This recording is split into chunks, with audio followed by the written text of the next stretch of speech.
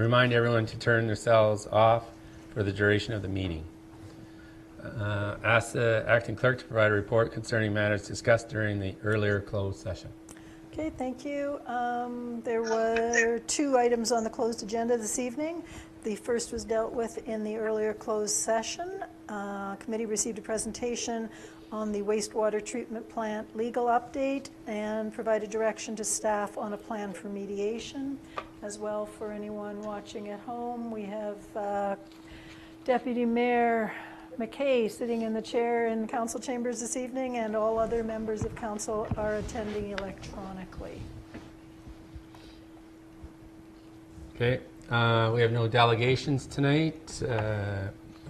No presentation. We have no presentations this evening. We have 1 public notice, which I'll ask the acting clerk to review. Okay, we have the annual notice regarding the planting of flowers and shrubs at the Dryden Cemetery. For the public, a list of the various types of flowers and shrubs that are permitted is available on the city's website. As well, we're seeking the cooperation of the public by requesting that worn, broken, and out-of-season decorations and artificial flowers be removed from the cemetery no later than April the 30th, after which time they'll be removed and disposed of by the city. Anyone with any questions regarding the cemetery is asked to contact Patty Spielmacher, the Cemetery and Licensing Coordinator, at 223-1160. Okay. So I have a comment. You probably can't see me anymore because I need to go in and read my notes on this. Okay. Can you hear me? Yes, Yeah. go ahead, Councillor Price. Okay, but you can't see me, right? Right. Okay. I'm not sure if this is the time to bring this up within the cemetery policies, but because of last year where we had a request for the use of spirit houses, I believe it was called, correct me if I'm wrong, I think that we need to address the cultural needs of the Indigenous community members within this, because if I'm reading this policy right, it's still preventing them from being able to install or to place a spirit house within the cemetery. And I think that we need to discuss that further to so that it doesn't happen again like what happened last year. And with that being said, also is to address any other concerns that with any other cultural needs from our community members, because if we're, rightfully so, if we're allowing spirit houses within the cemetery, then I think that we should also be looking at different cultures and if they want to be part of that new policy build, to promote inclusiveness. That's my thought. Thanks, Councillor Price. The cemetery coordinator is in the process of bringing a report to council. I believe that'll be coming forward probably at the May Committee of the Whole meeting. We've gone through a consultation process with the Native Friendship Centre as well as the Bereavement Authority of Ontario regarding spirit houses, and she'll be bringing that forward in May for discussion at that point in time. With a look at amending the city's cemetery bylaw. Perfect. Thank you so much. You're welcome. Okay. Sorry, go ahead. Go ahead. Number Okay. 10. So I would like to ask Ms. Gillen to present her staff report. Thank you. So I have created a year-end report for the Building and Planning Department specifically. The attached document that was submitted with the staff report speaks specifically to the general responsibilities that govern my day-to-day world and operation of the department itself. It also speaks over and above the building and construction industry. It speaks to the property standards and maintenance bylaws that I enforce as well. So I'll go directly to the document itself and kind of do a few highlights in it, and we can go from there to if anybody has any questions. With respect to the Building and Planning Department as a general, its primary functions are to assist our development community and work with the general public in matters relating to land use planning, building construction, bylaw enforcement, and additionally, the department also oversees, with the assistance of administration and our economic development manager, we oversee the administration of business licensing. The Ontario Building Code, the Ontario Planning Act, the official plan for the City of Dryden, among others, such as our zoning bylaw, our property standards, property maintenance bylaws, sign bylaws, and I reiterate the zoning bylaw because I deal with that quite regularly on a daily basis, both from the community with questions as well as applying it to all and everything planning application and building permit related. Additionally, I guess over and above that, we get into a few additional things such as a community improvement plan and stuff that certainly is building and planning related, and that is not necessarily a yearly thing like it was in 2019, but it's certainly having its effect here in 2020. So firstly is property maintenance standards. So in 2019, there was a total of 81 properties that were addressed to the property standards and maintenance by law enforcement. Of these, the voluntary compliance rate, we reached an 88%. And voluntary compliance, as per this document, just to clarify that, means that an order could have been placed. I could have just had a conversation or a phone call with the violation, the owner or the tenant. But basically from that standpoint, there was no further action or enforcement that was required by myself or any other member of the city or contractor. That compliance was done by the property owner or tenant or whoever was in violation at that time. Of those properties that were addressed, 47 of them were grass or yard maintenance issues, waste and debris, so collecting of garbage bags, strewn garbage, things like auto parts, miscellaneous items like that. That's the 16.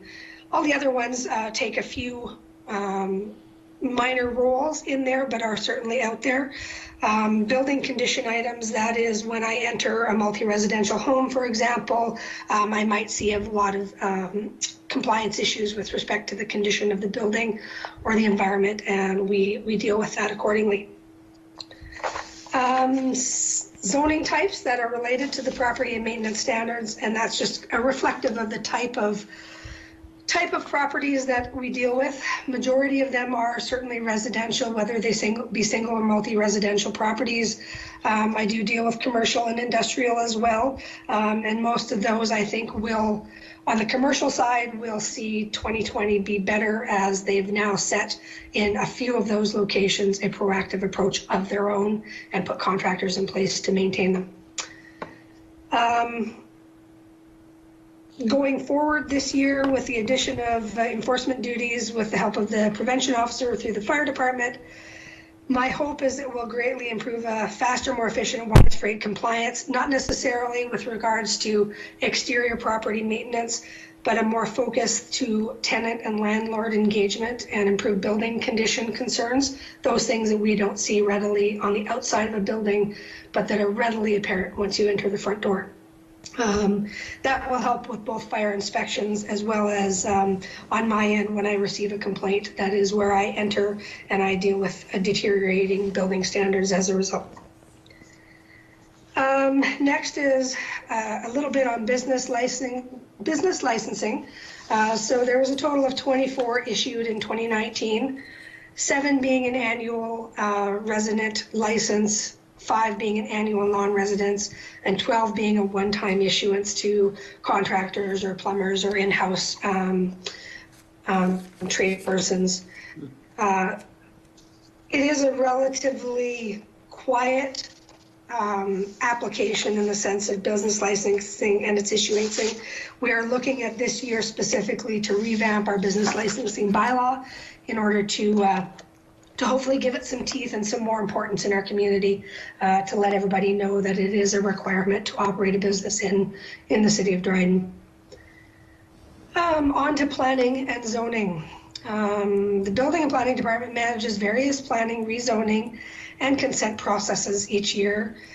We provide guidance on land use development regulations, site plan control, zoning information to staff, to councils, to ratepayers, developers, stakeholders, and the general public. We spend considerable time, myself, I say we, but myself, I spend considerable time answering phone calls and emails and providing information to allow people to develop their properties, to improve their properties, to know what their limits are. We also do, as a department, zoning compliance certificates. Specifically, it is a historical review of the property conducted through our paper files, our digital files, outlines the zoning, the building information, the histories of the property, any past non-compliance related, whether it be building or property that it's had. We can speak to that through that compliance letter, and it is a fee for service out of the department. Further to planning and zoning, we get into all of our planning applications. We deal with a planning consultant to help us with that, as you know, and that helps us to really get the accurate background information and to make really informed, complete application requirements with respect to our official plan, zoning bylaw, and the Planning Act to make sure we're not missing anything. They have been a great help in 2019, and going forward will certainly be so. In some of the minor things, we'll certainly not need to take advantage of those as we've had some experience thus far, but going forward they still will be of great help. The number and types, so compliance certificates, there are 16 issued in 2019. We did 3 zoning amendments, 1 site plan control. The Committee of Adjustment participated in 2 consents, 4 minor variances, and then our department itself assisted in an encroachment agreement once it was identified. And the official plan amendment, of course, was in conjunction with our consultant through our CIP plan last fall. On to building permits. In 2019, we issued 73 building permits and 7 sign permits.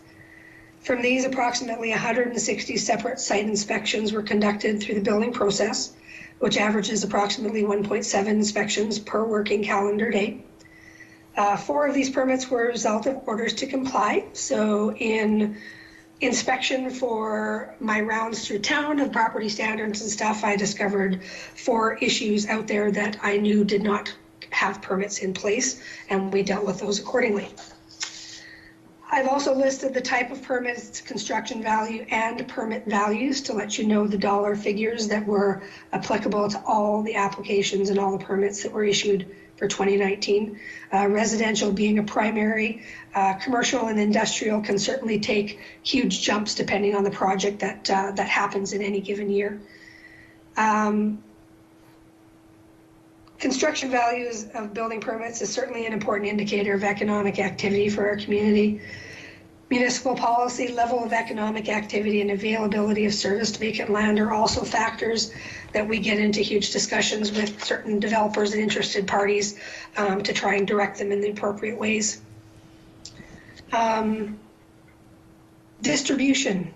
Outside of our internal distribution to city departments and council, we report the permit numbers and the permit values to permit numbers being to our Electrical Safety Authority, Ministry of Labor and Gas. Those are obvious things that have to do with construction activity. We also send them monthly to Stats Canada and to CMHC for their yearly reporting that they do for the province. Quarterly basis, we also do a status and detail update for all of the building permits to MPAC for their assessment and tax update purposes. Additionally, I've got on here at the very bottom of that page, we've got the timeframes. Timeframes are a legislated aspect of building permit issuance, and we try and reach specified goals. If we can do it faster, that's great, but we also want to do it accurate and thorough. They can be affected by incomplete application or information that might be missing. Review time depends on the complexity or nature of the project, as well as factors such as holidays or extended lead times to achieve planning application review. So if there's minor variances or zoning bylaw applications that also have to be considered, then they have to precede the permit issuance, and that can delay the time frame that happens there. The only one that was not in target was the residential, and I can speak specifically to 2 applications that created that 8.5 rather than the 7, and that was because they had to go through minor variance processes in advance of their permit issuance. Last one is construction value. Construction value coupled with the type of construction is a good indicator of economic viability of a community as well. I've got a 10-year history of construction value for the city of Dryden. 2019 saw an increase in the number of permits, but a return to a comparable construction value that we've seen throughout most of that 10-year history. A few of the anomalies in there were commercial and or industrial projects that happened in those years, which obviously can play a great influence on the construction value. We have I have a definite interest in our community. It seems strong. It seems to be turning a page on its opinion of itself, and I hope that we see that through our development and our construction. The development interest has proven to be really strong this spring. And I think that has to do a big part with our communication with the public, as well as our active marketing of our community improvement plan. We've done a really good job getting that out there and providing a focused interest to people trying to do something big or small. And with that, we've seen that increase in conversations happen. So it'll serve as a good fuel for the rest of the year to keep those discussions alive. I guess from here, if anybody has any questions or comments, I'm quite happy to hear. Thank you. Okay, thank you, Pam. Is any questions? Any? Through the chair, Mayor Wilson. Go ahead, Mr. Mayor.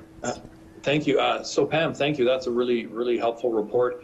I was just looking at that second last page there, and the average review time frame in days. Is it safe to say it's usually normal that residential reviews would take less time than commercial? Is that just an anomaly?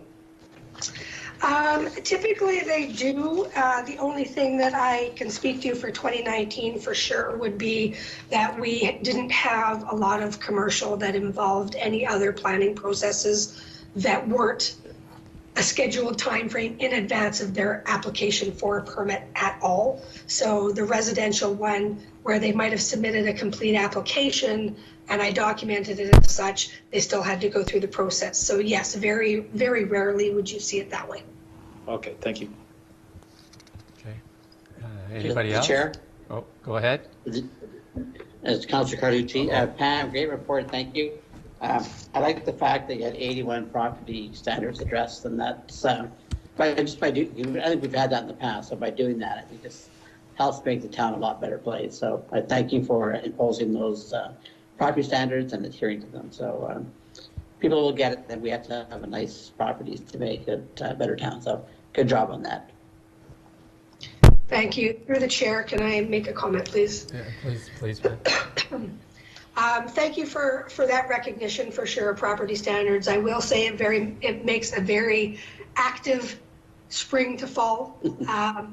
By doing so, I do have a vested interest, and I do appreciate my own self when I do see somebody deciding that that is the right course of action to take without me, so to speak, bringing the hammer towards them.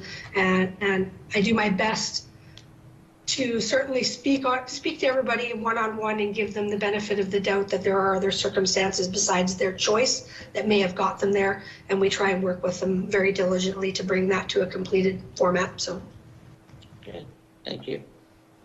Through the chair, it's Councillor Price. I was just wondering, Pam, in the city corrected property standards, does that get charged back to the homeowner, or are there cases where the city just cleans it up because it needs to be done, or what is the case in that one? Through the chair. Yes, it is both. Predominantly, we like to see that those charges that come into play get charged back to the owner. In some cases, we do have difficulty obtaining that ability to do so.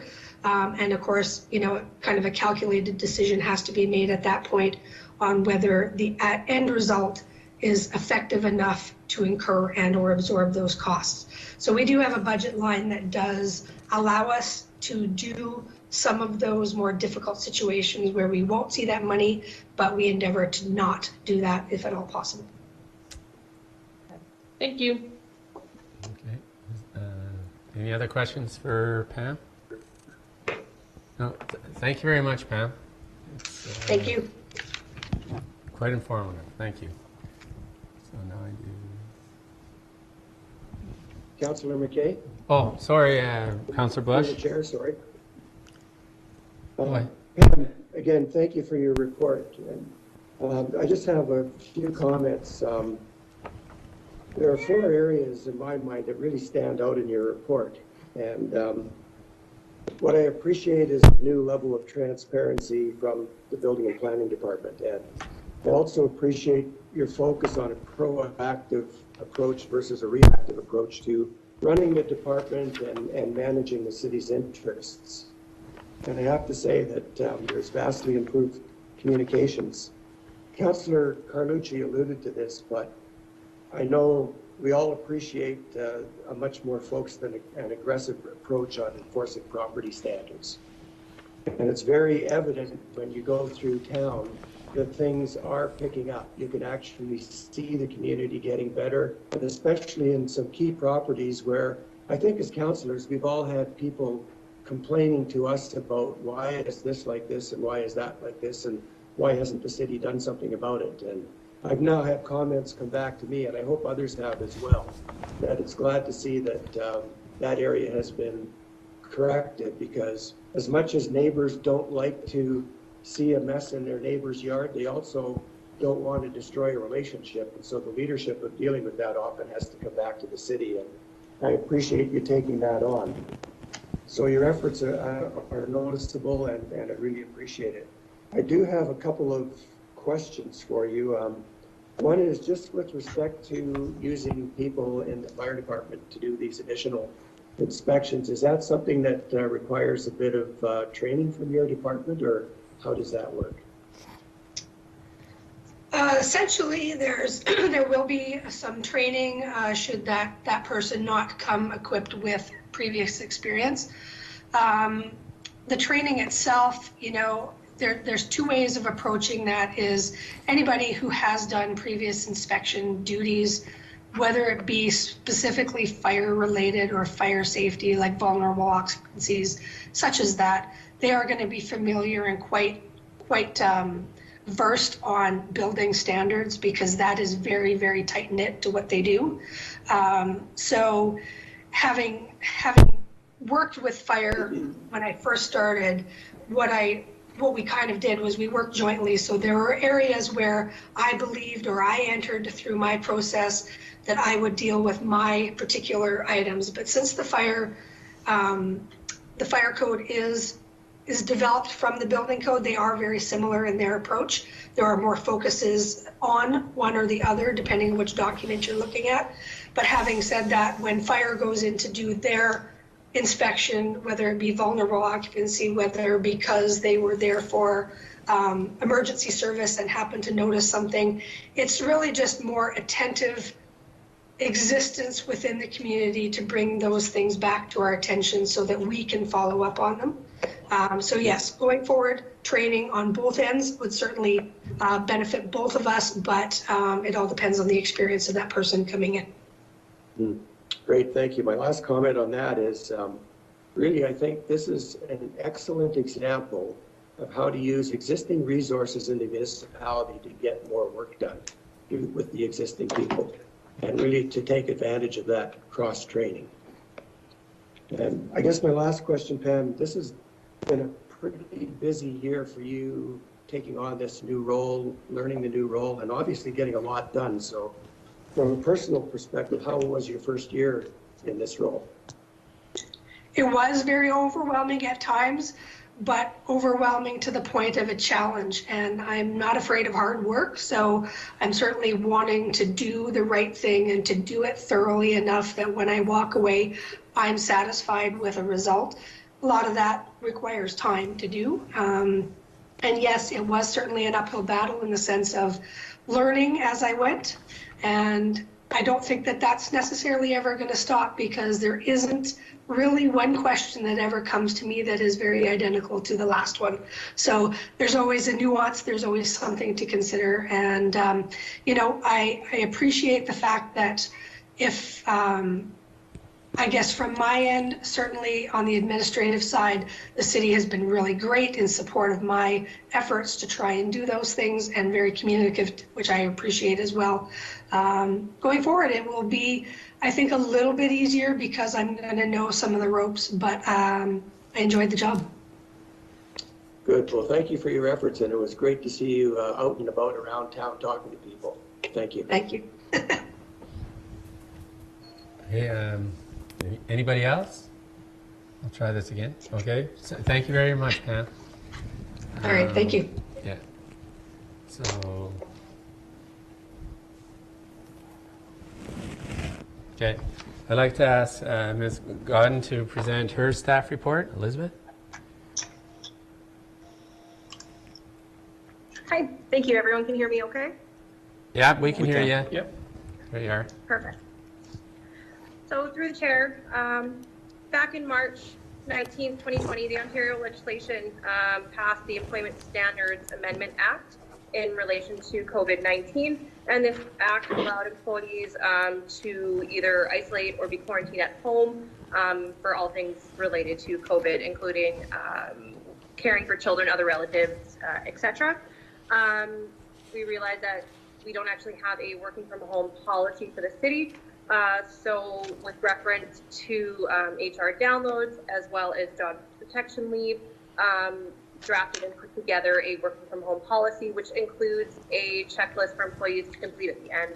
Currently, we have 13 employees working from home. The plan is to keep this policy in place as long as COVID the pandemic is acting. It will be reassessed afterwards to see if we need to move forward and keep the policy if we do want to continue to have employees working from home.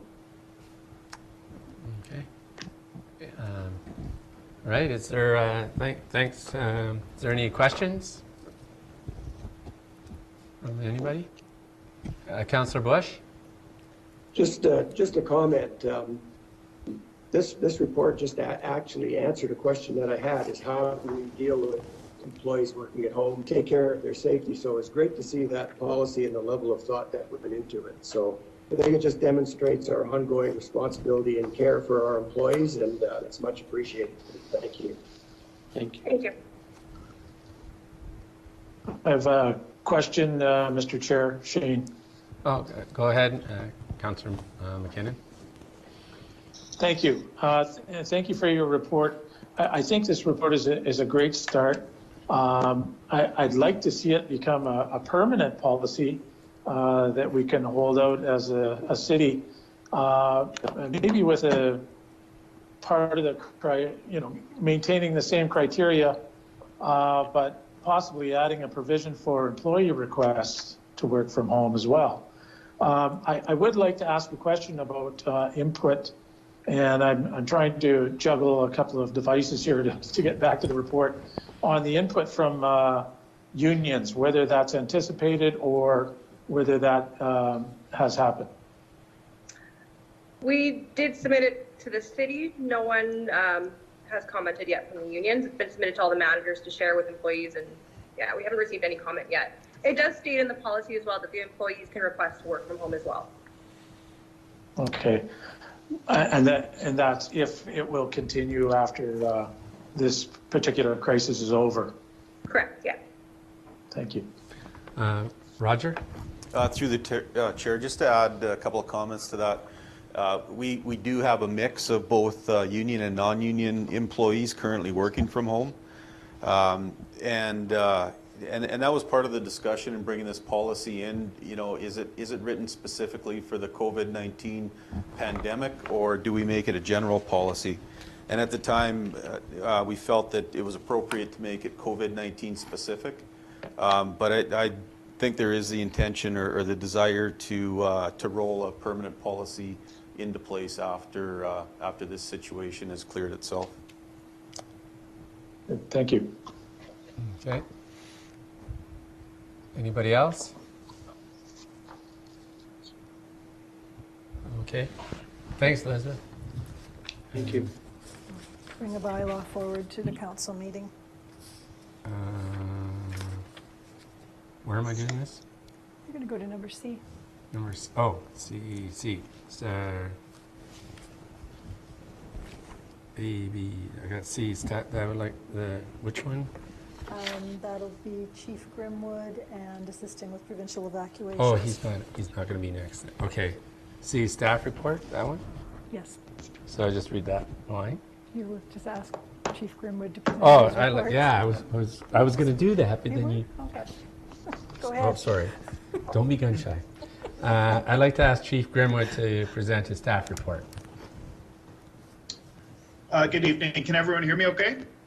Yes. That's Very well. Okay, perfect. Thank you for the opportunity to present this evening. Through the chair, this report brings to council for discussion something that's not a new item. Seems to happen on an annual basis, which is the province will reach out to municipalities across the province, and very specifically in the north, and ask if municipalities have the capacity and the desire to either be a host community or a transportation hub.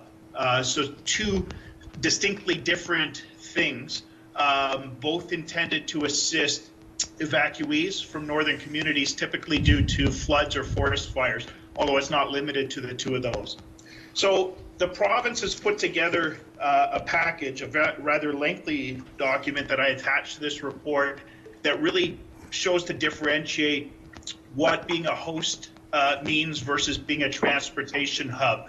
But at a high level, a transportation hub is a municipality that would receive evacuees, register them, provide very temporary lodging overnight, act as a hub for ground and air transportation, provide some essential services as part of a step in a journey towards a host community.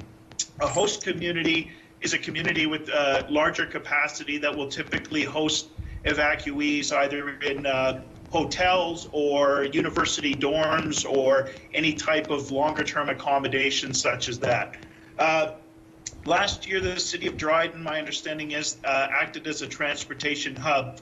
And this year, we had actually started planning this report before COVID had even started. And the intention here was that the CAO and I wanted to bring this to council nice and early and prompt some discussion so that we could get the will in the direction of council to be able to have that discussion and dialogue with the province in the event that they would reach out.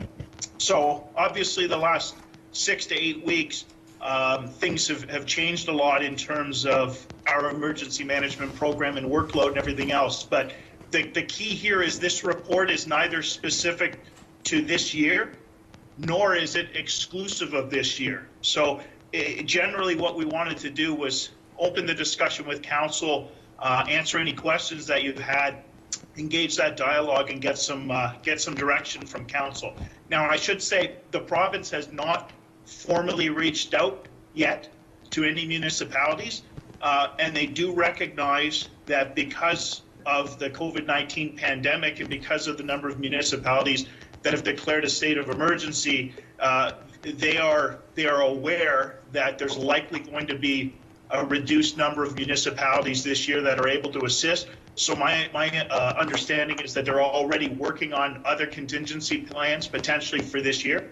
But in general, having some direction from council for subsequent years even would be helpful to us. So I'm happy to answer any questions.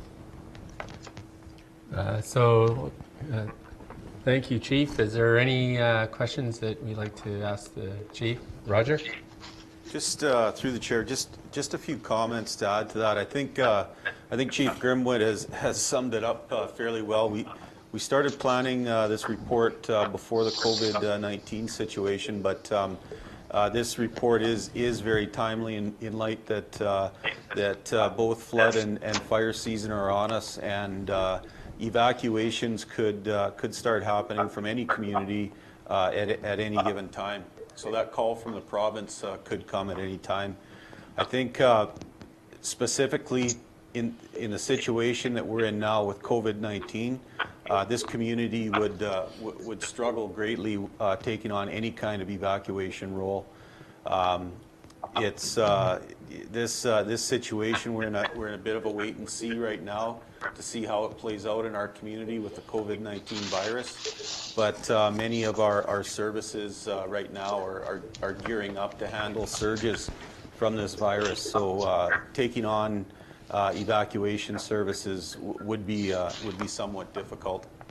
On an ongoing basis, we've seen the ask come from the province. The past 2 years, I've been directly involved with some of these evacuation requests from the province, and I will say that it is taxing on our current municipal staffing levels. We are not staffed to handle large requests, ad hoc requests such as evacuation hosting, or even transportation hub services involved in evacuation. It is a struggle for municipal staffing. And ongoing, we've seen very limited commercial lodging availability through the summer months within Dryden. We saw that both last year and the year before, with basically the same pattern of availability. A handful of hotel rooms scattered amongst all the hotel operators within the community. So that makes it very difficult to provide, again, both hosting or transportation hub services. So I just wanted to throw that in there before council questions. Thank you. Okay, thanks, George. Any further? Oh, Councillor Bush. Councillor Bush, your mic is off. Sorry, you're right. Thank you, Roger. I'm sure we'll have lots of conversation on this evening, but one of the questions right off the top for me is with respect to capacity in Ontario. And I know we've had requests in the past to host different groups, etc., and we've decided that we couldn't do that for the reasons that Roger just articulated. But when you look at what Kapuskasing is set up to do in Thunder Bay, and I think we were there at Noma when Saskatchewan was there, and it was going to be there for some time. But is there currently adequate capacity overall in Ontario to accommodate most First Nation evacuation scenarios, notwithstanding the logistics of moving people around and getting them to the right place? Because my sense is everybody eventually finds a home in fairly short order. But I'm not clear whether we have enough capacity in Ontario overall.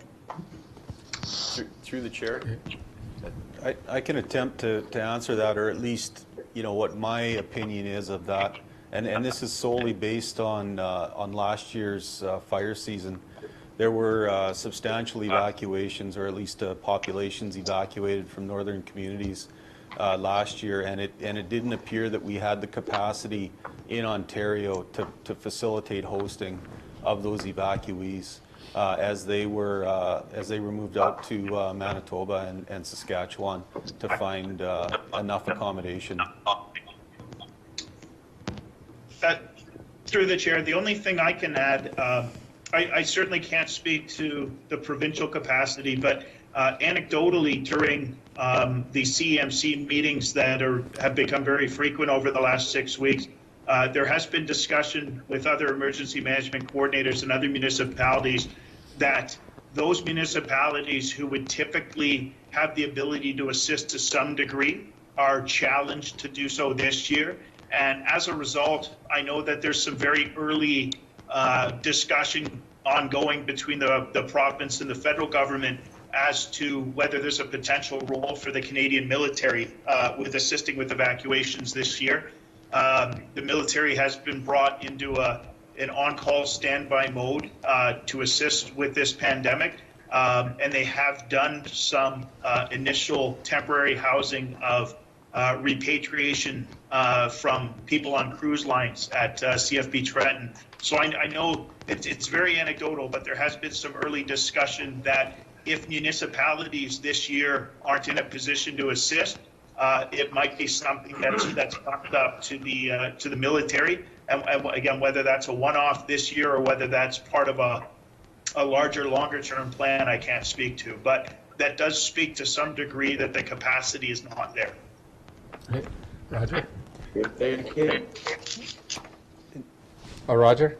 Yeah, through the chair, just to add to that comment, that's definitely maybe one option that the federal and provincial governments could look at, and I'm hoping that they also look at the Ministry of Natural Resources and Forestry's wildland fire strategy management approach, and I really hope that the province takes an aggressive approach to fire suppression in the far north this year to try and avoid those evacuations before they have to happen. Keeping those residents safe and in their homes would be a big step in the right direction. Yeah. Councillor McKinnon? Mr. Chair. Councillor McKinnon? Thank you. I have a couple of questions, and thank you, Chief, for your report. And it seems to me that the linchpin for understanding whether our community would qualify as a host community lies in accommodation. And I've asked a number of people over a number of years, actually, it's been explained to me that we do not have the accommodation, the accommodation is seasonal, yet I have never seen a study done that would qualify that on vacancy rates or room availability, seasonal or otherwise.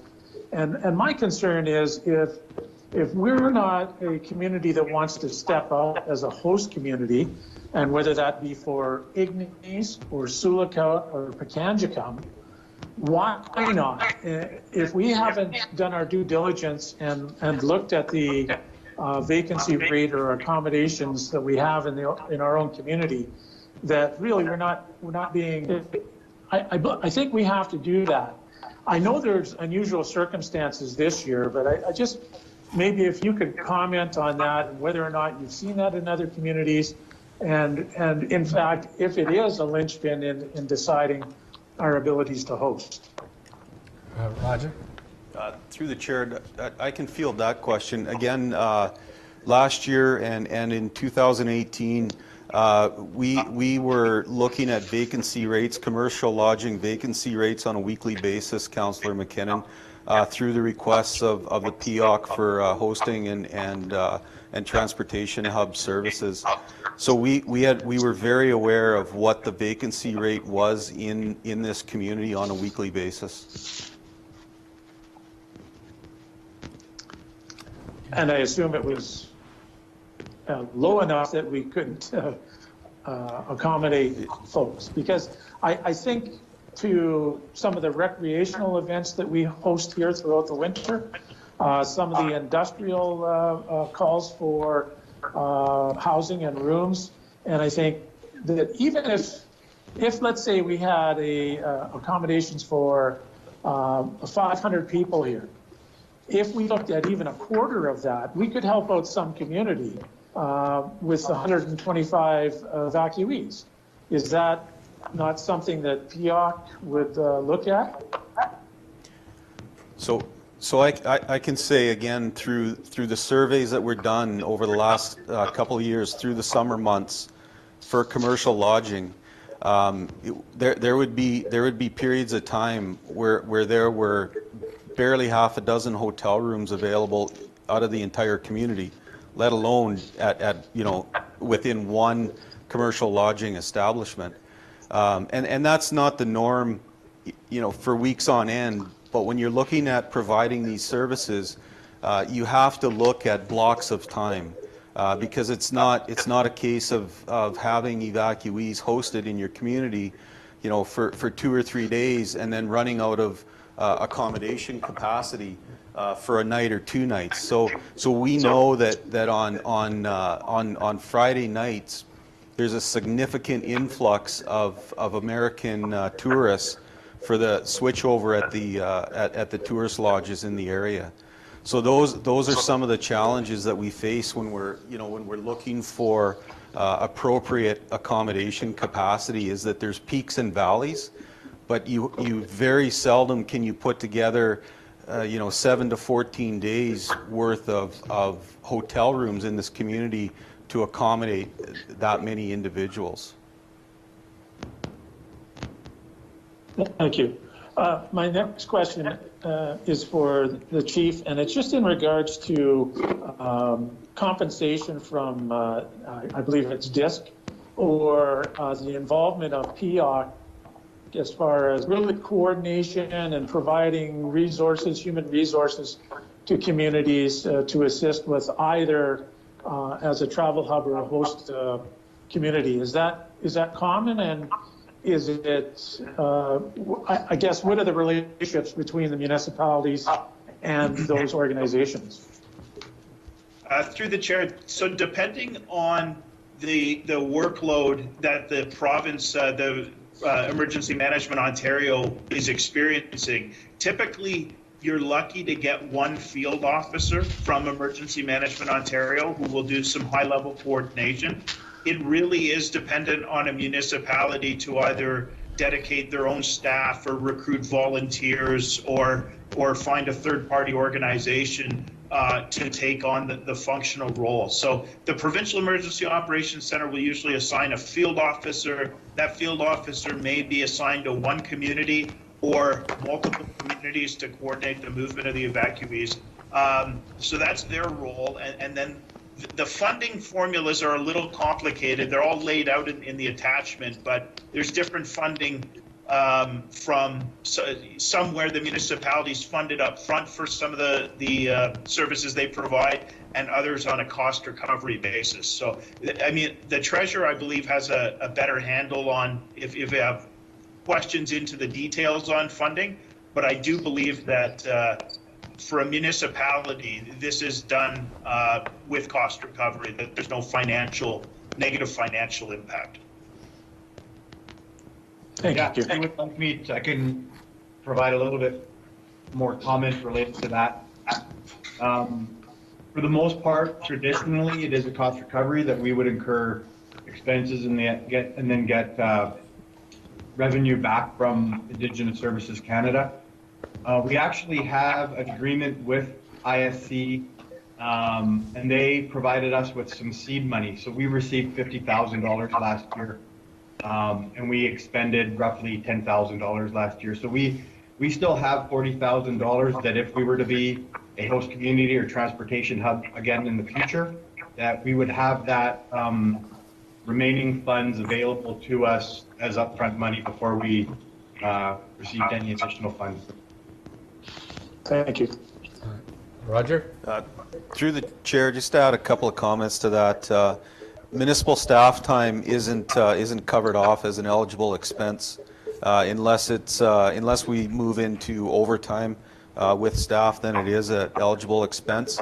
But the other side of that is, I think there's an opportunity for the private sector to provide a lot of value in the situation of providing evacuation services.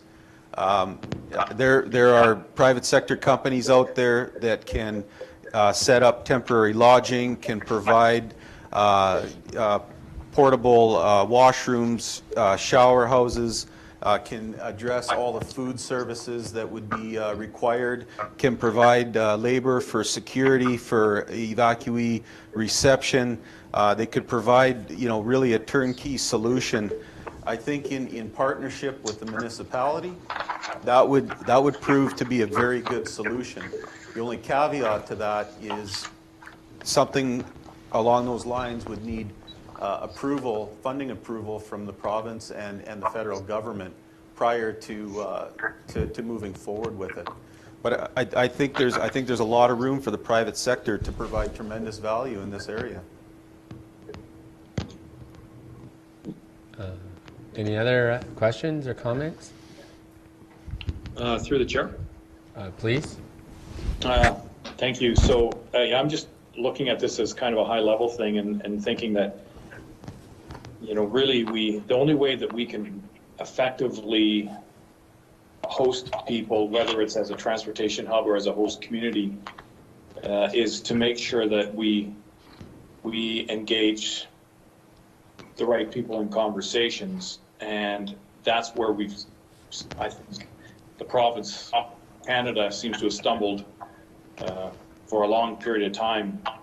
So you need the province, you need the feds, you need, I think, somebody like AMO and NOMA to engage in dialogue and discussion, and Dryden, of course, through KDMA, through on to AMO and NOMA and AMO would have our input there. But there's potential for us to strategically provide, when I say us, I'm saying the province, provide the kind of resources that are needed if we get the right people at the table. But there seems to be an unwillingness or lack of mindfulness to make sure the right people are sitting at the table. But we're spending so much money as a province and as separate communities in trying to chase our tails to reactively host people, either as a host or a transportation hub.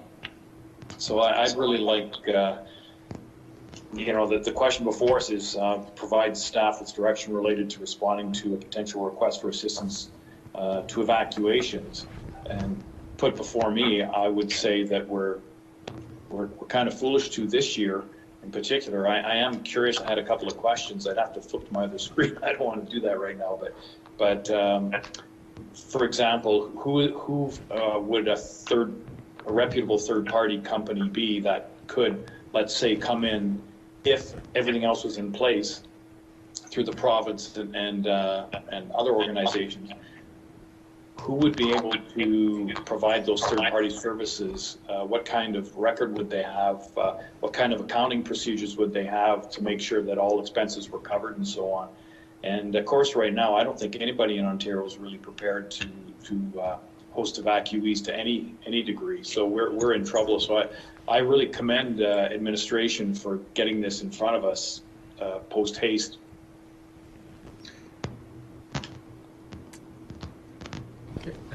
Anybody else? I'd like to make a comment on, I do agree with Roger, your input in third party. I do believe there is for-profit fire crews that are prepped and ready to go to be on call in every spring. And if they're required, if our provincial fire crews are overwhelmed, and I think that's something that the province should help facilitate in getting a third-party for-profit company that could like parachute into a community to set up, as you say, the temporary accommodations and shower houses and all that. That should be a conversation that's brought forward, because, like we talk about, fire seasons are getting longer and everything else. But that's something for another day. So I guess where we're at is. Can I provide a little bit more information related to that? Okay, please. So I did have a conversation with our regional folks with the IFC a few weeks ago, specifically related to having a third-party firm come to Dryden and basically set up whether it's a transportation hub requirements or a host community requirement, whether or not that would be an eligible expense, and they confirmed that it would be. One of the things in that conversation that did come out, though, is the preference is commercial lodging. But they know that if there's a high demand and limited supply, that's when they get into the more mass shelters, or I can't remember the term that they used, but a secondary type of accommodation for evacuees. But I just wanted to say that that is eligible. But they did say, they kind of reaffirmed that the preference is commercial lodging. So, Stephen, did they, when they said that it is eligible, do they have actual third-party companies that are set up to provide that service? Yeah, my understanding is that they're aware of them, and they also, in that conversation, they did say that there is not a one-size solution to this, and that many municipalities handle this different ways. Some handle the logistics and the management of the evacuees internally. Some have partnerships with other organizations. Some use Red Cross, and then some actually use even third-party firms to manage the complete evacuation, so that it doesn't take any staff time at all. And they said that all of that is eligible. Okay. So I guess we're at Through the chair? Oh, go ahead. Yes, thank you. Just as I read through the documents related to both host communities and hub communities, it's not just a matter of providing facilities and some services. There's a lot of responsibility associated with being a host community. A lot of things that have to be taken care of on behalf of the people that are being accommodated. So, you know, when I just listening to the discussion and what we've got in front of our plate, we don't have a clear vision about where the city's going to end up at the end of the year, given the COVID-19 situation, both economically and operationally. And it just seems to me that it's good to have this discussion early and get it on our plates, but it seems like a discussion to set ourselves up for a further discussion, maybe even into next year, when we have a lot better idea of what the future might look like and how as a community we might be able to handle these kind of things. There's a lot of uncertainty financially and otherwise right now that would just add a tremendous amount of complexity to what we're already doing. So I'd be pretty uncomfortable taking it too much further than a conversation tonight, to be honest. That's my personal view on the situation. Mr. Chair? Go ahead. Yes, just another question for the chief or Mr. Nesbitt, and it may be reflected in the report, but I don't recall seeing it. If the province, for humanitarian reasons, orders an evacuation from another community to Dryden, we have to comply. Is that correct?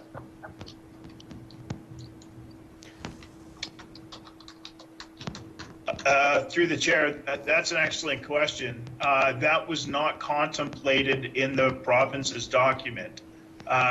So I would be speculating. I'd be speculating, but can offer, in my experience, the province may compel an evacuation to occur from one community to another, but I don't believe that they would be able to compel the city, for example, to offer up their staff to maintain the roles required and offer up the municipality into the position of responsibility. Now, that's an answer based solely on my experience, but that's a distinct difference between evacuating people to the city of Dryden physically versus evacuating people to the city of Dryden who have taken on that role as either a host or a transportation hub. I do know that the province historically has not forced evacuations on communities who have indicated that they're unable to manage the capacity, and as a result have actually ended up evacuating people outside of Ontario and used Manitoba because of the lack of capacity here. So it's an excellent question. I can't give you a concrete answer. I'm sure it's something that's being contemplated right now, though, at the provincial level, because I would have to assume if there is that big capacity block, it's likely to occur this year. Roger? And we go are ahead. in uncharted waters here. Roger? Through the chair, just to add to the chief's comments, I believe it would depend. There could be situations where the evacuation, I hate to say, can't be planned. But if a community is in imminent danger, immediate danger, then there could be situations where the armed forces are ordered in to airlift residents out, and they may be dispersed to the closest community available to take evacuees. In a case like that, the municipality wouldn't have much of a choice but to accept those evacuees and deal with it. But I can only think and hope that it would be an extremely short period of time before the province was able to provide adequate assistance to deal with those evacuees. Thank you. So if I may offer something to add to this report through the chair. So you'll notice in the recommendation, typically I would make a staff recommendation, and that was absent by design here. This is a very rapidly evolving issue. So I left it that I was looking for council to provide staff with direction, and I didn't put a recommendation in. In terms of process, though, there will be a point in time, I'm assuming, over the next 6 weeks, I hope it doesn't come to this, but if the flood or fire season requires it, there will be a point in time over the next 6 weeks when I'll be contacted by Emergency Management Ontario and asked if the City of Dryden is willing to consider being a host community or a transportation hub. So in previous years, my understanding is that was a decision made by staff. This year we wanted to engage council and get the direction. So in terms of process, I will be looking for some direction to be able to provide them that answer this year. In addition, though, perhaps the second part of the direction, the council's direction to staff would be to direct staff to conduct further research on the potential options of engaging a third party to assist with assisting evacuees in the future, something along that line of the wording. If that was a direction to staff, that would allow me to meet the needs of the province in terms of providing them an answer in the next near future, and provide staff with some direction to look at this issue at a larger level and a longer term, and allow us to go back and conduct further research on different options and potentially bring that back to council at a time where there's not so much urgency to it. Councillor Bush? Yeah, just a question with respect to engaging a third party potentially. I understand that if we end up with a third party, that those costs are recoverable through an evacuation process where we have an active evacuation taking place. At least that's what I got out of the conversation. The upfront costs of getting organized and all of those sorts of things, if there's a cost associated with engaging a third party to look at setting these things up and coming up with some proposals, et cetera, I think council, I would certainly be interested in knowing if there's any costs associated with that before we get too far down along the road. Okay. Anybody else? Through the chair, Mayor Wilson. Oh. I really think that to get traction here, I think most of council, correct me if I'm wrong, have seen the letter from Mayor Bill Morrow of Thunder Bay talking about this issue, and also KDMA, I should let you know, has been discussing this at our last teleconference last week. That was brought up. There's a real concern by mayors of the region about how we handle this and the desire to go forward proactively.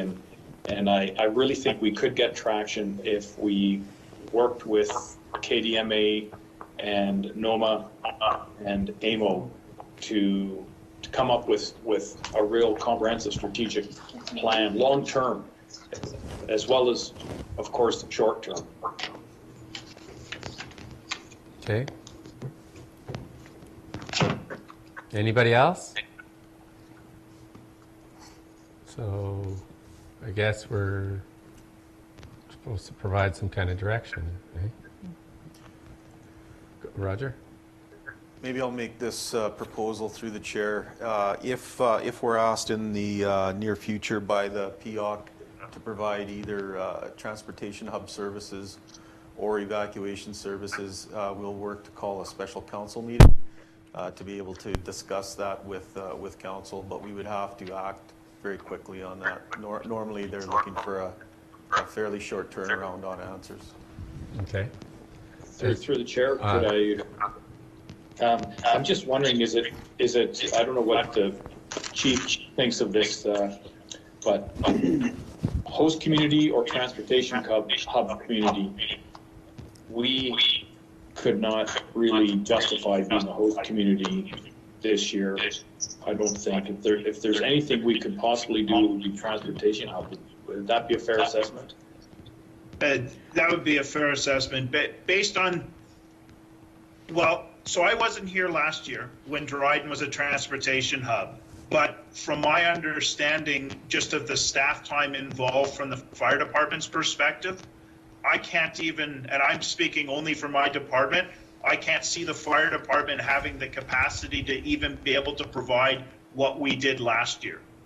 Yeah, and just to further that, so I'm not suggesting that we become a transportation hub, just that we really should be able to discount being a host community right off the bat. That's a fair assessment based on my recommendation, yes. Thank you.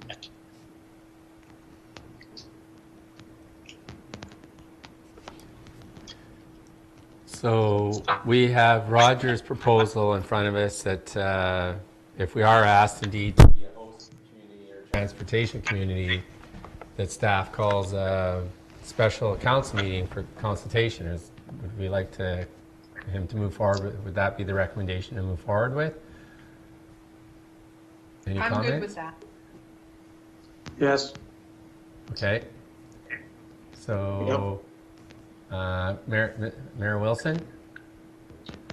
Yeah, it kind of broke up there. I couldn't follow that. Could you say it again? I said, before? your comments notwithstanding, Roger brought forward a proposal that if indeed we are approached to be to put our name forward at least, be a host community or a transportation community, that's city staff, Roger would call a special meeting of council to discuss that very question, because then it's more, I guess, more pertinent that we've been asked. And it would have to be a quick turnaround, but basically deferring this discussion until that point in time. Through the chair? Go ahead. Would it still make sense to at least be able to say that we would not consider being a host community? Then that means that if we did have an emergency meeting, it would be to discuss whether or not we would be a transportation hub. Roger? Through the chair. With the given COVID-19 situation, Your Worship, I honestly don't, I would not make a recommendation that we volunteer to be a host community. There's just too many unknowns with this virus, how it's going to play out in our community, how it's going to impact municipal services, healthcare services, social services. The list goes on and on. It would be, I think, extremely risky at this point in time. Yeah, through the chair. Go ahead. Maybe it's the technology that's feel like I'm in the cone of silence and get smart. But what I'm saying is we should be able to say right now that we will not consider. We could say right away, without having an emergency meeting, we will not be a host community. If pushed by the province, then we could have an emergency meeting to discuss whether or not we would want to be a transportation hub. Does that make it clear? I think Roger agreed with you in that, right, Roger? I did. Yes. So Roger made that, agreed with you, Mr. Mayor, in that regard. Oh, finally. Yeah. Just kidding, Roger, kidding. So we need to give staff direction though. So in the end, are we, if pushed as Mayor Wilson before, would we be a transportation hub? Or call the Mr. meeting Chair? to discuss that? Mr. Chair, Go ahead, Councillor McKinnon. I've just sat here and listened to our staff tell us that they don't have the resources to do this year. I don't see why we should be involved in the discussion on special council meetings and such when we don't have the resources to do the work. And it's very apparent to me that that's the direction we should be going. We have to start to be right up front with people and say, we don't have the resources to do this year. We may not have them to do the resources next year. We can look at all the third-party stuff we want. Is there somebody out there that can step in and do that job right now when we need it? I don't know that. So maybe we should look at that. But as far as I'm concerned, I'm quite willing to tell staff from a council perspective that I agree, we don't have the resources to do it. I know what our staff suffered through last year and the year before to make that happen. You want somebody to work 14, 16 hours a day, then they'll do it. But that's not right and that's not fair. And that brings them into unsafe conditions too, especially when firefighters or policemen have to go out and deal with their real job after that. So that's just my opinion, but I don't see the need for special council meetings. Let's just stand up and say we don't have the resources to do it this year. Okay, so go ahead, Mr. Mayor. Yes, I agree with you, Councillor McKinnon. I feel the same way. Okay. Through the chair, Councillor Carlucci, I agree as well. Okay. Councillor Price? Councillor McKay, you can add my voice to that. Okay. Yes, through the chair, you can add my voice to that. I was a minor part of the transportation one last year, and it was very taxing. Okay. A lot goes into it, and you could see the strain on the staff, and I was only there for, 4 or 5 hours. So I agree that we should definitely say no for this year for sure, if not the following as per Councilor. Councillor McKinnon? With Shane? all due respect to everybody, I think that we have to, for humanitarian reasons, help our neighbors as much as we can. And we'd have to muster up the resources or volunteers or whatever we can do to help people. I just think that that's the right thing to do. And I appreciate and respect what everybody said, but I disagree. So. Okay. Roger? Through the chair, just back to Chief Grimwood's comments on pursuing or investigating the third-party option. Again, I think there's benefit there. I think there's a solution there, or at least a solution that would allow Dryden to take part comfortably take part in some of these evacuation efforts. So staff will take that away, and we will see what we can come up with there. So so that's the direction we're going to take. Right, guys? Yeah. Okay. There.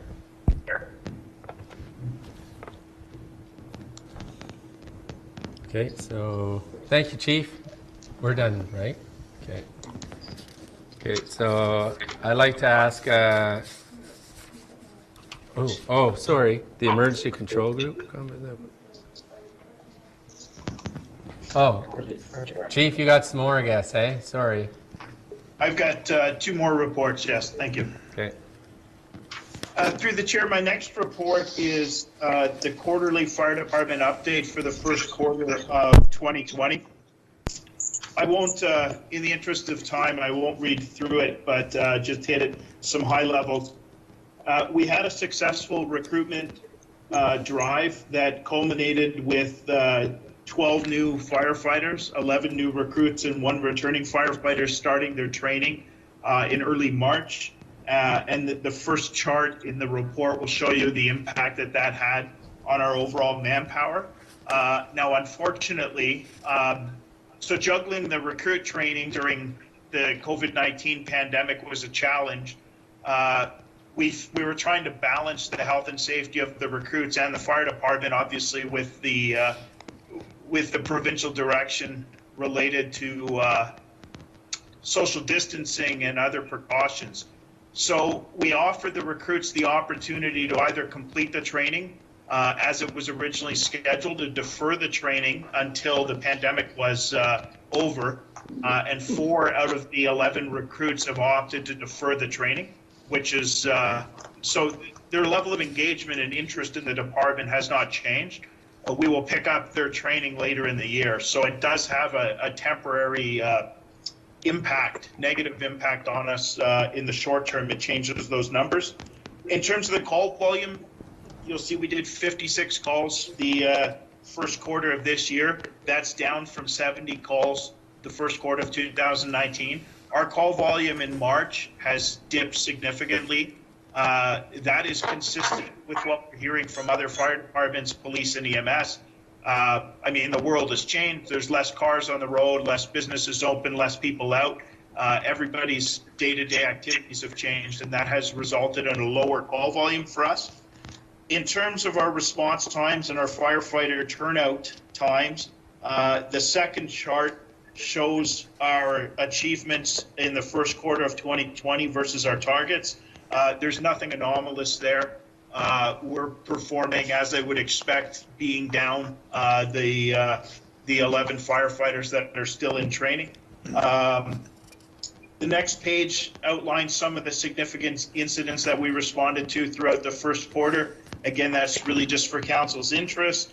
And then it goes through the training initiatives and fire prevention initiatives through the first quarter as well. So I would describe our first quarter of 2020 as meeting all of our expectations. There's nothing concerning to me or anomalous in terms of our call volume or our response time or any of the other information. But I'm happy to answer any questions that council may have. Okay. Thank you, Chief. Anybody with any questions? Councillor McKay? Go ahead. Councillor Bush?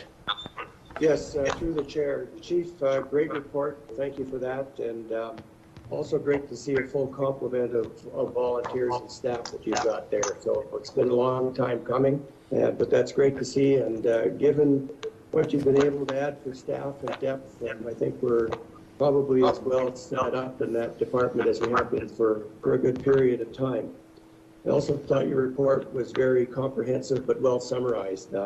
I do have one question on the medical assistance calls, because they seem to take up a big percentage of the overall calls. Do you see any trends or predominance of one type of medical emergency or another, like heart issues or something like that, or how does that look? That's a great question. Generally, no. Generally, we're not noticing any trends. What we did drive our medical assist call volume up specific to the first quarter was EMS was frequently transporting a rather sick individual from their house to the hospital, and between the size of the individual and the access to the person's house, they had to call upon the fire department to assist them with lifting the patient out of their house and getting them into the ambulance. And that accounted for several calls. That situation is rectified. That individual is now living in a situation that does not require the fire department to assist the paramedics with egress. So that drove our medical assist call volume up specific to the first quarter of 2020. To answer your question, generally, we are not noticing any specific trends where it's cardiac versus respiratory versus unconscious patients or any other specific call type. It's basically a blend of all of those. Okay, thank you. Job well done. Appreciate it. Councillor McKinnon? Shane? Yes, and thank you. And thank you for your report, Chief. And again, well done. Along the same lines as Councillor Bush, just below that is 11 motor vehicle accidents.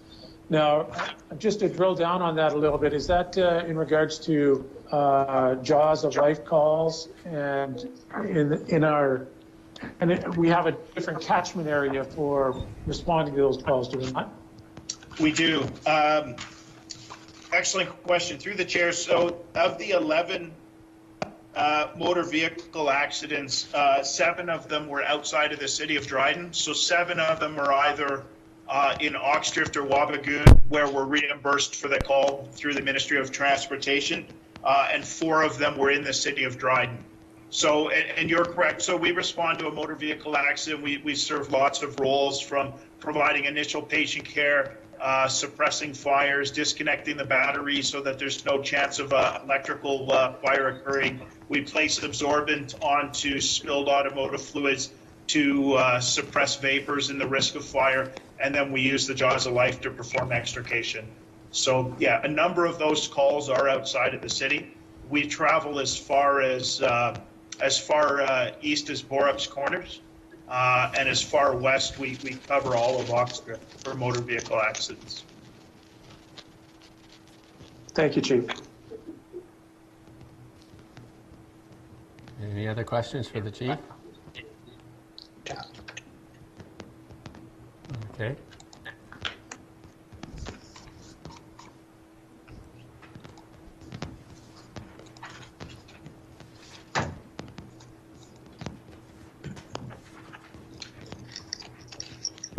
Okay, and my last report is to change the composition of the emergency control group. I brought a report to council in late 2019 where a council appointed Councillor Dave McKay to our Emergency Management Program Committee, and Councillors Shane McKinnon and John Carlucci to our Emergency Control Group. This report is recommending adding Mayor Wilson to the Emergency Control Group. Obviously, the control group is activated. We have declared a state of emergency. Frankly, in my experience, the big win for me here is ensuring depth. So especially when you start looking at an emergency like a pandemic, where you have to start thinking ahead that there's a chance you're going to start losing some of the people that are serving on the group. So my recommendation is to add Mayor Wilson to the control group, but also maintain Councillor Shane McKinnon and John Carlucci. I think it provides us with depth, which will be important going forward. That way all 3 members can continue to participate in control group meetings. Everybody's up to speed on the control group discussions and decisions. And God forbid we end up having any control group members who are unable to attend. We've done ourselves a favor with the continuity. So that's my recommendation, is to add, but maintain the 2 previous members as well.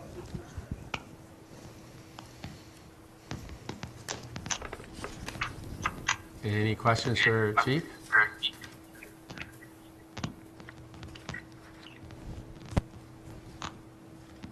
Okay. Oh, Councillor Bush. Councillor McKay, Chief, I think your recommendation is a good one, and especially given what we're going through now with COVID-19, it's obvious that having primary council spokesperson as part of the whole emergency control, and what we went through with respect to the flood situation not too long ago, I think this brings everything, ties it all together, and I think it makes it more functional, and you don't have to go outside, and all the communications and everything are all built in, so I think it's a good move, so certainly have my support.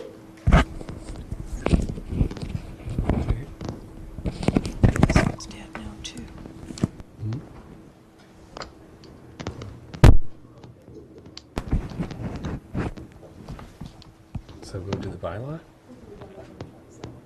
Okay, so we'll look after bylaw on the April 27th meeting. Yes. Okay. So is that it for the chief? So you're all done, Chief?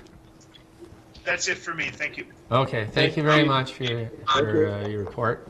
And now I'd like to ask Steve to present his staff report. Good evening, everyone. My first staff report relates to municipal insurance. The recommendation out of this report is that council receives as information an overview on the rising cost of municipal insurance.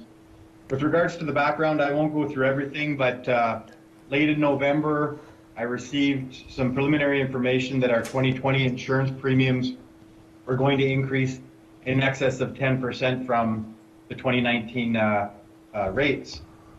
Without getting into too much detail, I didn't just blindly accept that. I asked for an alternative quote, received a quote that actually came back higher than what our renewal with Cowan would have been. And I had then also asked to look at the impact on our premiums if we revised our deductibles. And that impact was minimal and put the city at quite a bit of risk that one claim would probably eat up any of those premium savings. So it was determined that the renewal with Frank Cowan was the most appropriate course of action. Within my report, you can see a little bit of the history with regards to our insurance premiums. And prior to going into 2020, for the past 5 years, we saw right around 2% increase in premiums on average, somewhat aligned with the rate of inflation, maybe a little bit higher. And also, if council recalls, early last year, the provincial government announced that they were launching consultations with regards to joint and severable liability, because many municipalities, as a result of that, were seeing quite substantial increases in their liability insurance premiums.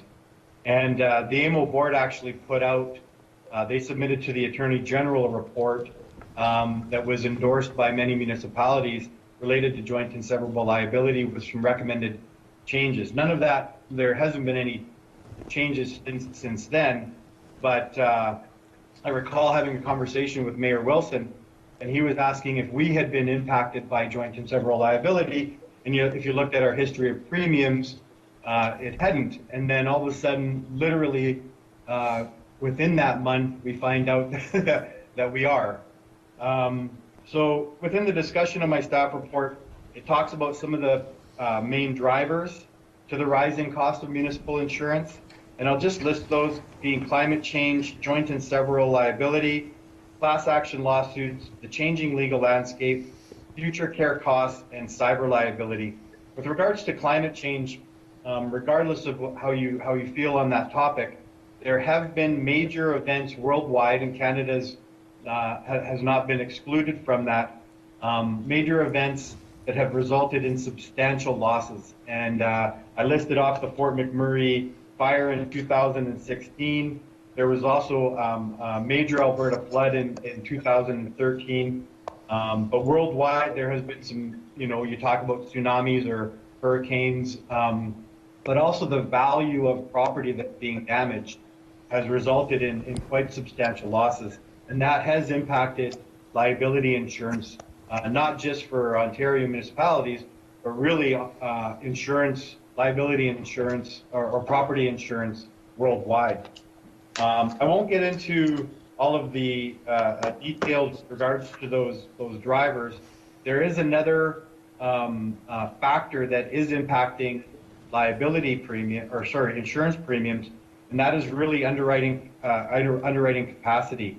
And right now we are in a hard market, which a hard market is characterized by high demand for insurance coverage and a reduced supply. So it's really economics.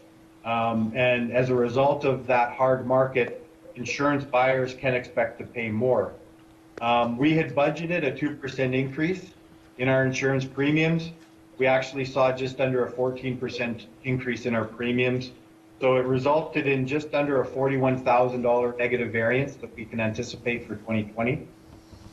Currently, we feel that we could absorb that, but it is early in the fiscal year, so things could change, and we may have to take corrective actions with regards to all of the city expenditures.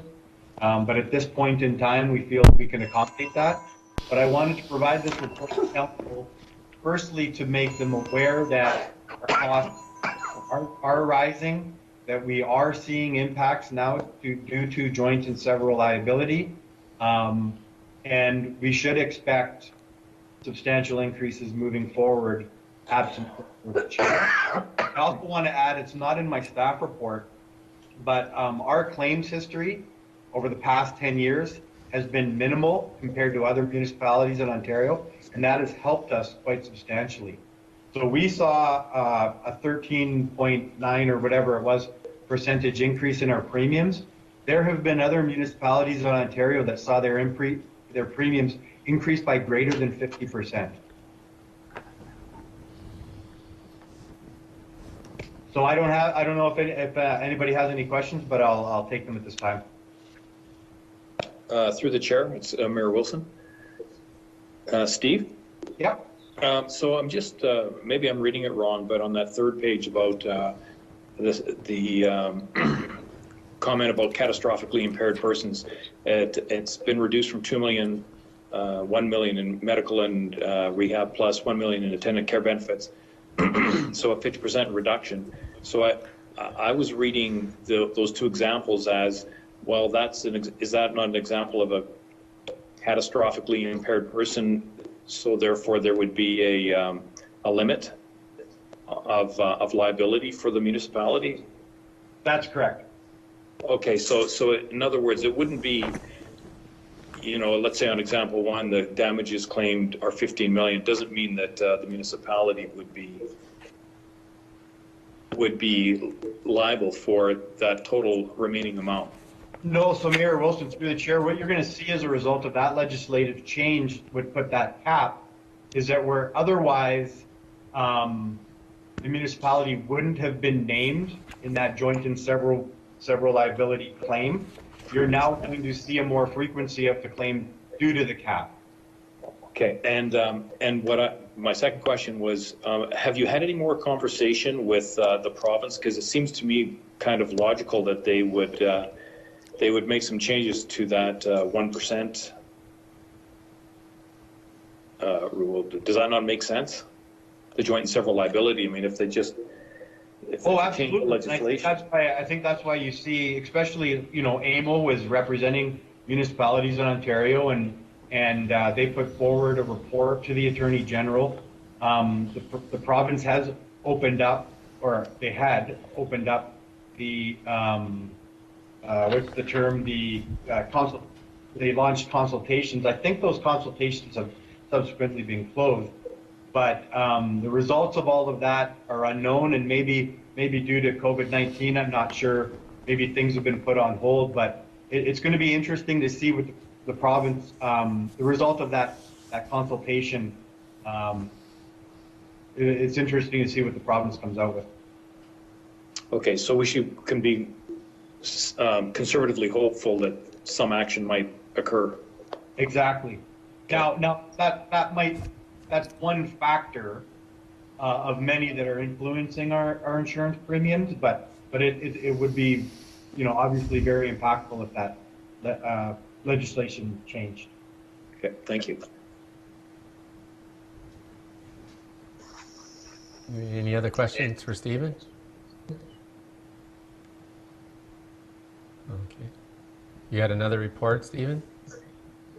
Yeah, and so in the minutes that Patty had circulated via email, my complete staff report was included in that, but in the printed packages, it was cut off. So I'm not sure if any member of council or city staff don't have access to my complete staff report, and if so, I can try to share it digitally. But if everybody has an electronic copy via the email, then I'll just move forward. I just need to know. Everyone should have it electronically, Steve. Yeah. Okay, I'll just move forward then.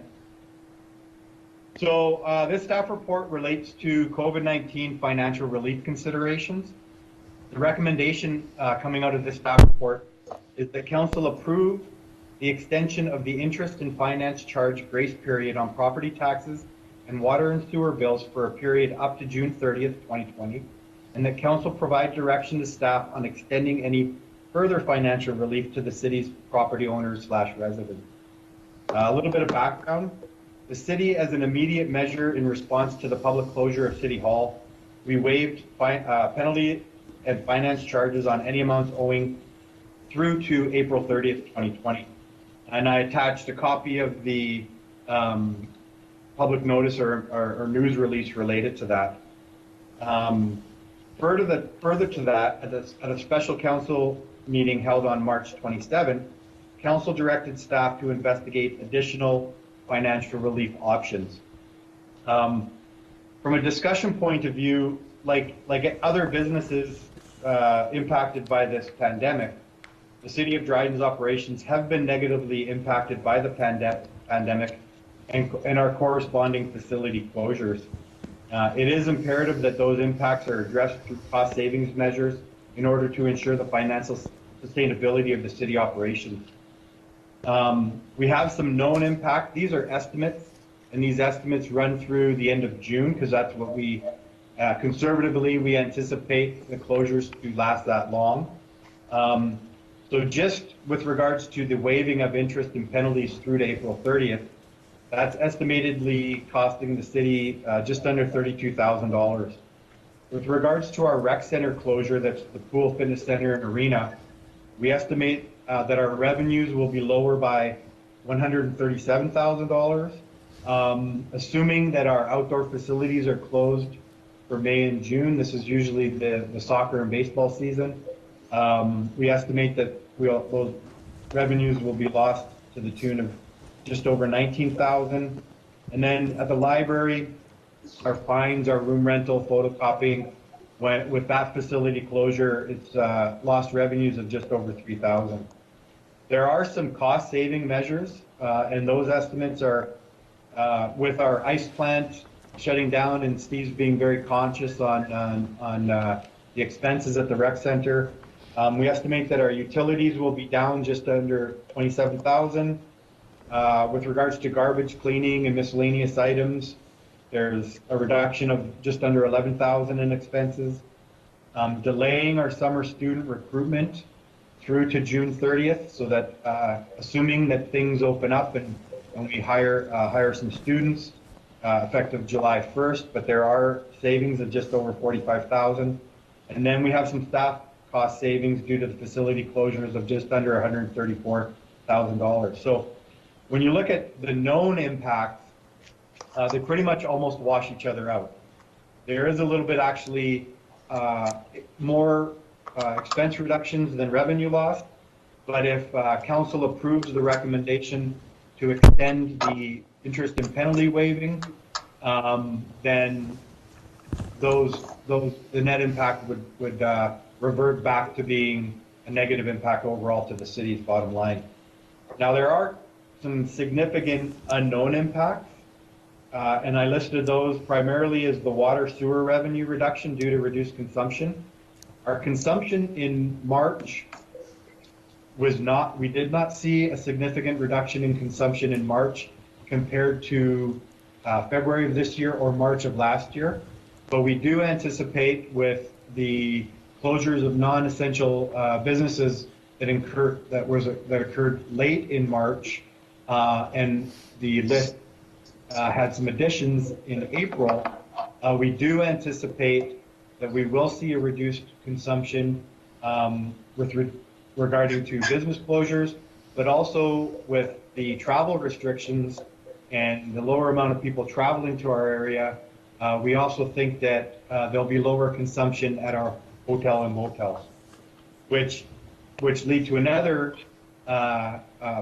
potential impact being our municipal accommodation tax revenue being reduced due to the reduced local accommodator occupancy as well. And we haven't determined this or quantified it yet, but prime interest rate has come down, and so our interest revenue on our accounts and our investment will be lower than anticipated. as well as with the construction limitations. Our building permit revenue would be reduced this year, hopefully just deferred to another period or when the activity opens up again. And then there also is the possibility that some of the activities in our capital plan would be delayed just due to contractor availability or travel restrictions, as well as something that's within our control, but we've already seen it. Many of the conferences or training opportunities that city staff had, and members of council had anticipated attending, those events have been canceled or changed to virtual rather than live attendance. So there's the opportunity for some cost savings there. With regards to some regional municipal financial relief comparators, the provincial government actually provided property owners in the unincorporated areas a 90-day extra to pay their property taxes without incurring interest or penalties. The city of Kenora, they're not applying any interest on late payments for taxes and water and sewer bills for 6 months. They're also deferring by 1 month their final property tax bills. Sulikout is postponing the implementation of an increase in their water and sewer rates that was going to take effect April 1st. They've also provided some flexibility with late payments, but only for those who've made prior arrangements. Red Lake, they're not applying interest or penalties on late payments for 60 days, as well as the same 60-day interest and penalty-free period on water and sewer bills. And then Thunder Bay, they adjusted their tax installment due date. They're not having any penalties on water bills for 3 months. They're also waiving their NSF fees for checks related to tax and water for 3 months. And they're not doing any collection work, so they're not going to collection agencies or any of that activity until September 30th. Atikokan, Ear Falls, Marathon, Atikokan, Ear Falls, and Scriber, at the time when this staff report was put together, there was no financial relief provided. Emo, they've just extended their interim property tax due date, and Marathon is no interest or penalty on property taxes for April or May. So that gives you a little bit of background. I'm hopeful that council will accept the recommended extension of our interest and finance grace period, but I know that there was some other discussions that happened on March 27th, and so maybe council, I don't know if it's now is the time to have that conversation, or at a regular council meeting to have that discussion in a couple weeks. But I don't know if anybody has any question or if we want to talk about some other options. Steve, it's Mayor Wilson. I have a question through the chair. Yeah, go ahead. Do you have an idea, Stephen, of how many homeowners you expect to pay on time? In other words, what our cash flow might look like if we were to defer this, the payments to later? So from a cash flow perspective, I can tell you that the initial measure that we took, comparing our first installment for our interim billing to our second installment, in our second installment we received just over $375,000 less.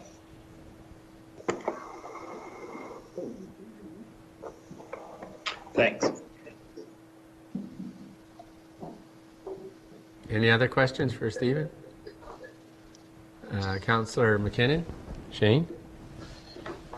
Yes, thank you, Mr. Chair. Thank you, Stephen, for your report. And it was very interesting to see what the other municipalities in the area, what efforts they're making to ease the pain for some of our folks.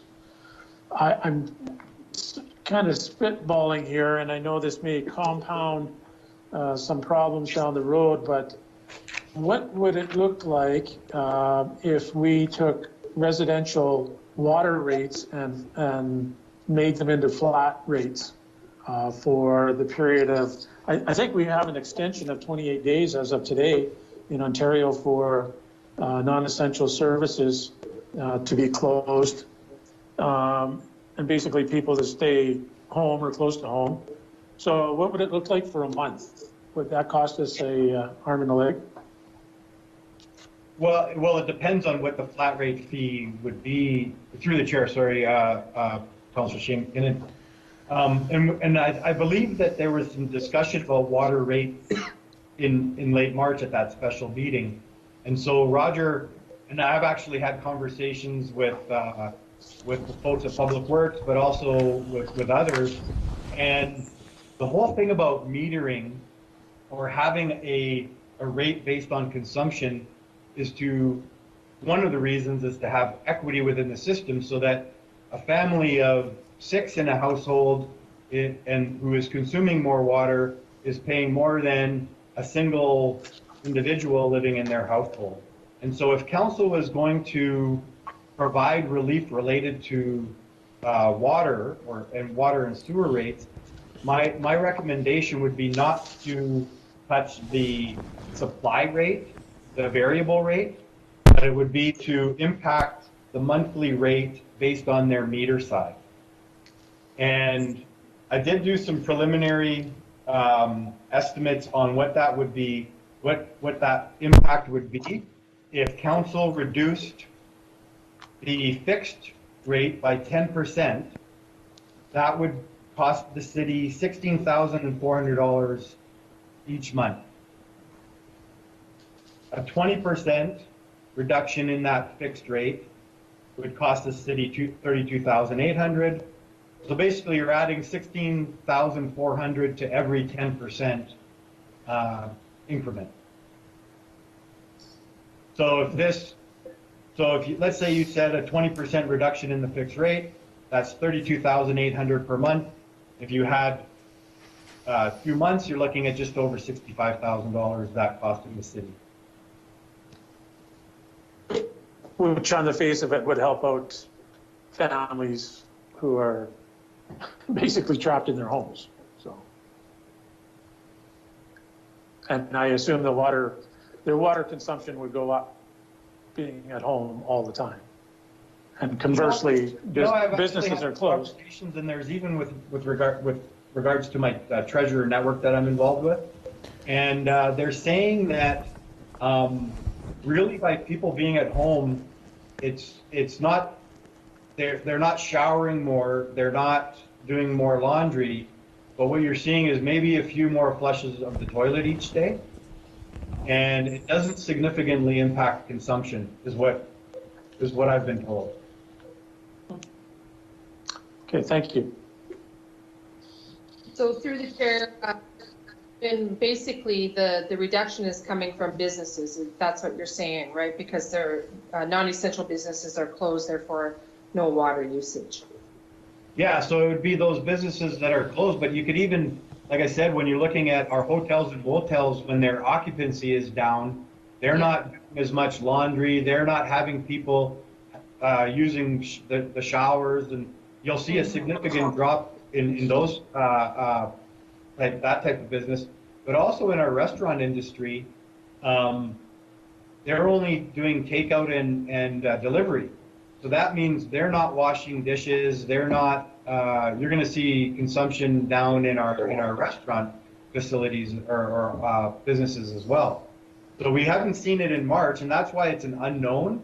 Is we don't, like, April will tell us a better story. May, assuming that the closures continue into May, and I'll provide another update probably in June cow, because we'll have updated figures, and I'll be able to put some numbers to some of these unknowns. But I anticipate that we're going to see quite a substantial hit already, absent even any further or additional measures that council wants to approve. We're going to see a substantial reduction in our water and sewer revenues in 2020 as a result of this pandemic. Yes. And we need to then, once we start seeing them, we need to then plan how we're going to accommodate them.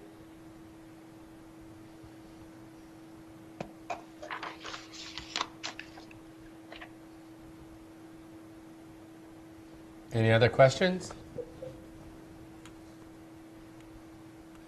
So, oh, Roger?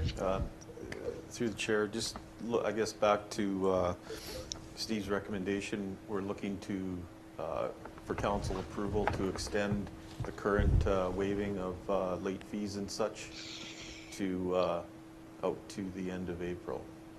Okay. I agree with that. I agree. I So, agree. June. So one thing I want to add is that our initial measure that we took in March, that extended to all payables to the city. So it didn't matter if it was water sewer bills or if it was property taxes. It was, we basically did not apply interest and penalty on any account owing.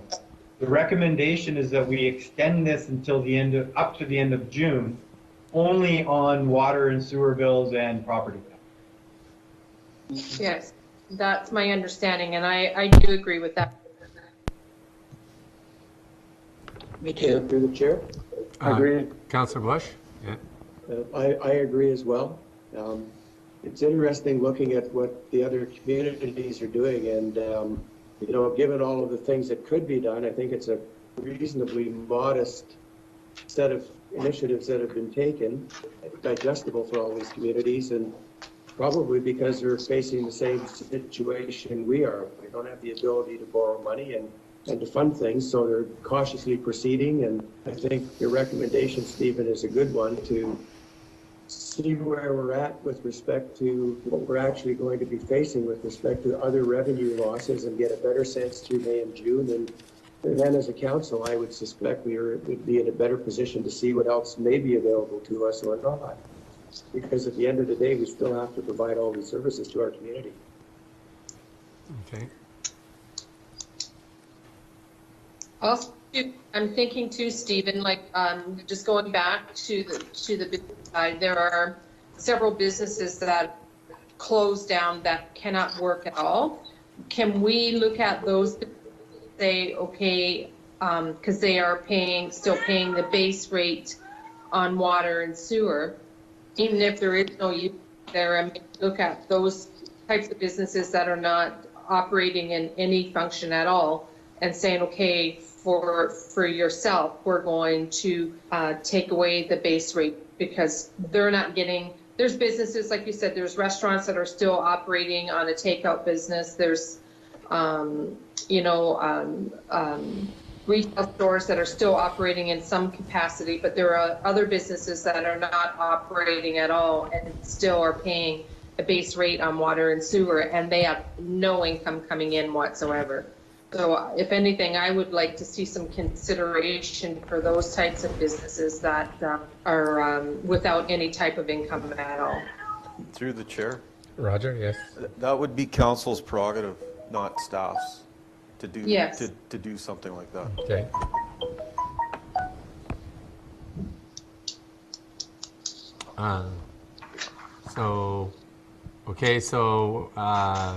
Notwithstanding Michelle's comments, are we? Through the chair? Go ahead, Councillor McKinnon. And I appreciate that if the majority of council Stephen, sorry. decides to go in any direction, that city staff will follow that direction. The one thing that is challenging for me to comprehend when we're looking at these, these one-off type situations of, well, this business is closed, this one is reduced, they're only doing delivery and takeouts. This is the subjectivity of it a little bit, but also there's provincial supports and federal supports that we may not be aware of that are offsetting, those businesses that have been closed. And so I would hate to be using taxpayers' monies to offset a business that is also subsequently getting other levels of support.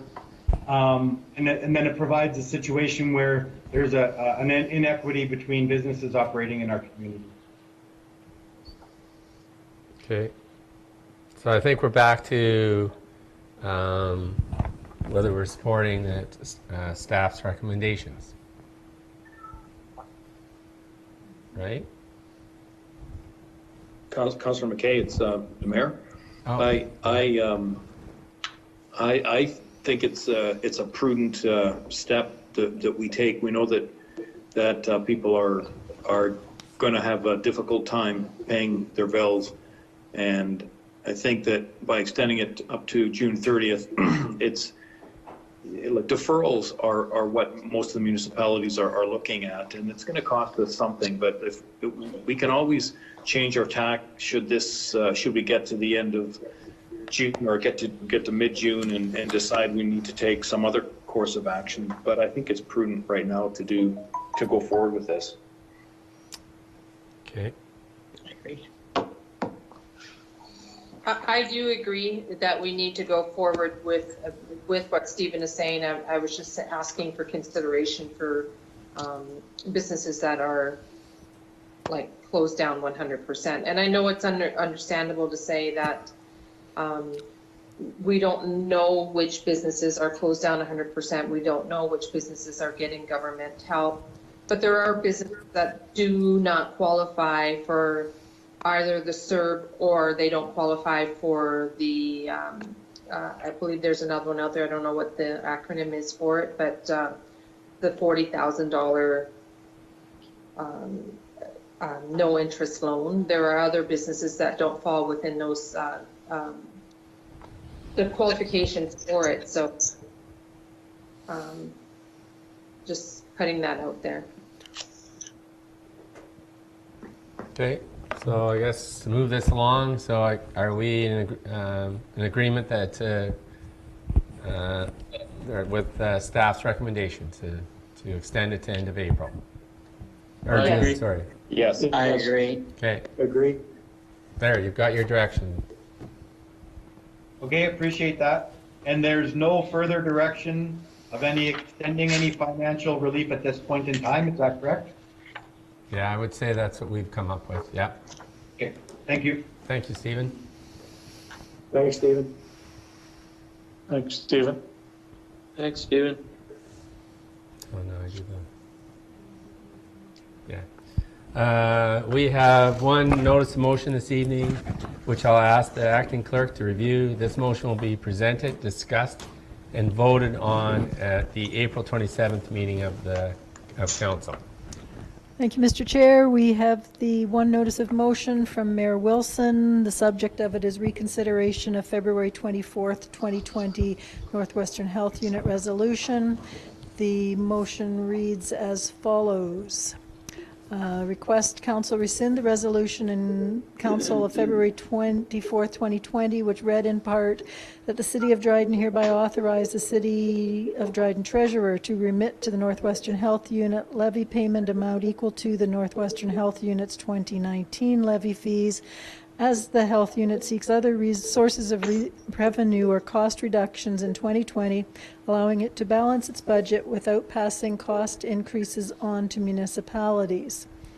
He's added background that we take this action in consideration of the current health crisis that our area, the nation, and the world is contending with in managing the COVID-19 virus pandemic. Dryden's concerns regarding the financial hardship that the current and future projected increases from the health unit pose on the city remain. Having said that, the city recognizes the priority and importance of the current crisis and is prepared to set this issue aside for the present. Neither the city nor the Northwestern Health Unit needs any distraction at this time. The city would submit payments to the health unit per our levy remittances for 2020 as we jointly bridge this crisis. Once the COVID-19 crisis is behind us, the city would be looking for a wholesome discussion with the health unit and provincial government on a path forward that meets our mutual needs and interests. The city's needs and concerns have been expressed in prior correspondence with the health unit. In spite of our recent differences regarding the financial dilemma noted above, the city appreciates the good work of the Northwestern Health Unit and other healthcare providers are doing under these challenging times. Okay. Any comments from councillors? Oh, did I miss something? Oh. Oh, sorry. So what am I doing? We're on number 12. That's announcements. Oh, okay. So, Mr. Mayor? Yes, thank you, Councillor McKay. First comment is I think you're doing a stand-up job as your first spin as Deputy Mayor. Thank you. And most of the past few weeks for me have been spent in meetings and conference calls like so many other people these days, keeping abreast of events in the area surrounding COVID-19 preparedness and strategies of organizations connected with the city. And some of these, I'll just rhyme off a few of the organizations and the individuals which include the provincial government, Minister Rickford in particular, the Dryden Regional Hospital, the Northwest Health Unit, individual mayors in the region, the Kenora District Municipal Association, Doctar, Patricia Gardens through the board chair, Marty McKinnon, and the Kenora District Services, Social Services Board. And I wanted to share parts of a conversation I had last Saturday with Dr. Ian Gemmell. He's the acting medical officer of health for the Northwest Health Unit. And he knows that we're sharing with the community the numerous COVID messages coming from both political and health leaders through the media. And I asked him, I said, are there any particular talking points out of all that's been said through the media that you'd like me to share with citizens? And he made me two observations, two comments. He said, number one, that they would follow instructions from political leaders and public health professionals. Don't think that you're invincible or that you can't be a carrier yourself. And number two, don't overwhelm the health services in your community. And one powerful way is to create your own circle of what he calls separated contacts. And these separated contacts are people that you can mutually rely on for help. And he was cautioning, don't include people who have a more difficult time keeping distance from others, even though they may be close friends, co-workers, or family members. So, for example, his daughter is a doctor and therefore not included.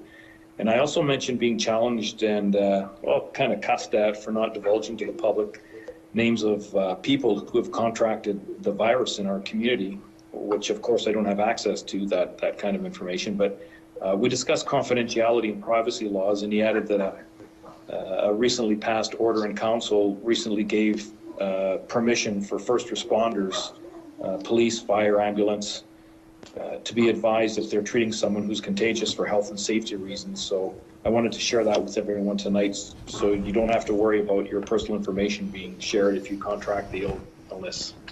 Thank you. Okay. Go ahead. Councillor Price, do you have some announcements or comments?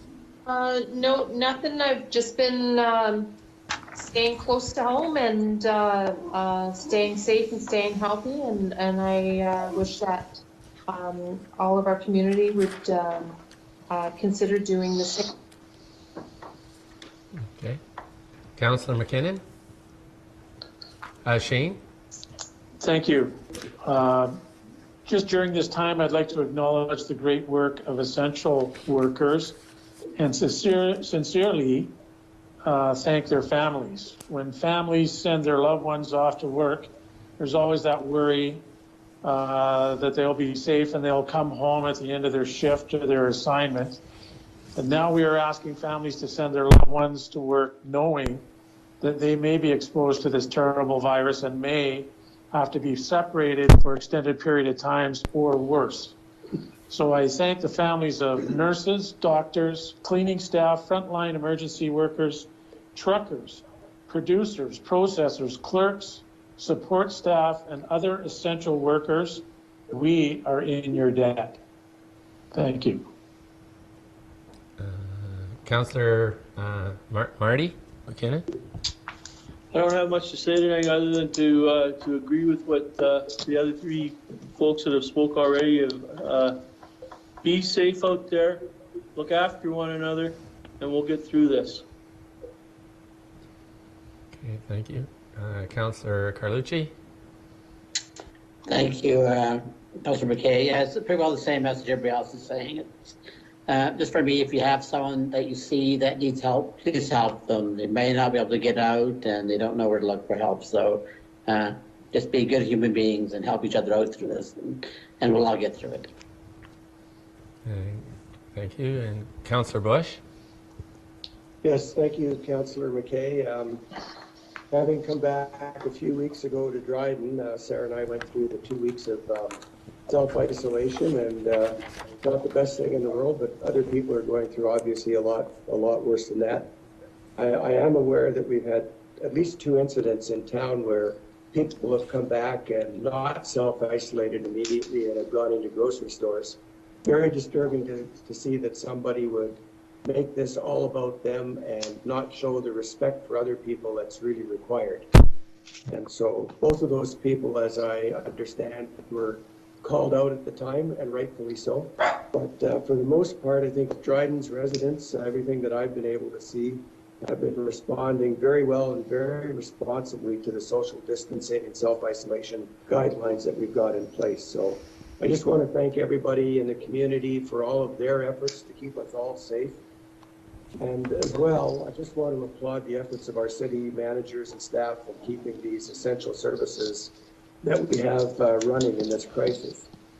We're all having the benefits, or many of us, of staying home, but a lot of people can't stay home because they're providing pharmaceutical, groceries, and other essential services for us.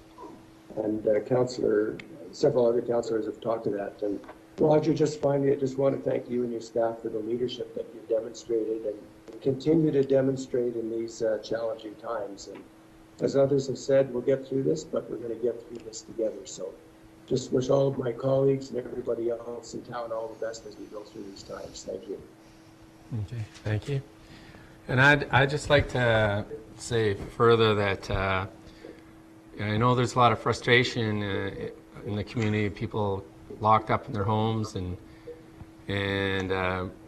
maybe very much unemployed right now. And I'd like to just remind people to treat the people on the front line with respect and treat each other with compassion and understand that just everybody's a little bit frustrated, but a lot of people are putting themselves, as Councillor McKinnon said, in harm's way.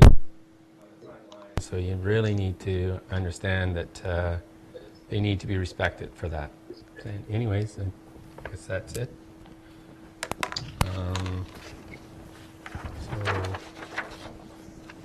what do I do now? 13? Okay. Adjournment to, are we going back to closed session? We are. Okay. Adjournment back to closed session. Would you ask for move Sure. for a second? Could I get someone to move and second a motion to return to close, please?